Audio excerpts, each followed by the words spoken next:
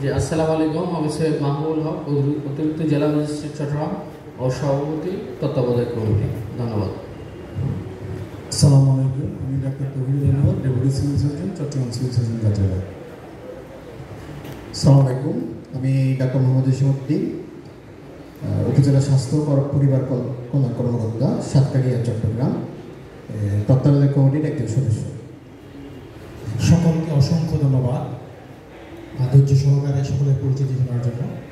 সম্মানিত দাতা এবং আজীবন সদস্যগণ, আপনারা জানেন চট্টগ্রাম ডায়াবেটিস সমিতির একটি বিশেষ পরিস্থিতিতে গত 16/6/2025 খ্রিস্টাব্দ তারিখে তত্ত্বাবধায়ক কমিটি গঠিত হয়। এই তত্ত্বাবধায়ক কমিটি সমিতির শৃঙ্খলা ফেরাতে, শৃঙ্খলার নতুন করে সে করতে অনেক পরিশ্রম করে যাচ্ছে। তো আমরা এই পর্যায়ে আমাদের সমিতির সার্বিক অবস্থা পর্যালোচনা করার জন্য আমি উপজেলা স্বাস্থ্য পরিবার পরিকল্পনা কর্মকর্তা জনাব মোহাম্মদ জসিমউদ্দিন এবং সদস্য তত্ত্বাবধায়ক কমিটি চট্টগ্রাম মহোদয়কে অনুরোধ করছি।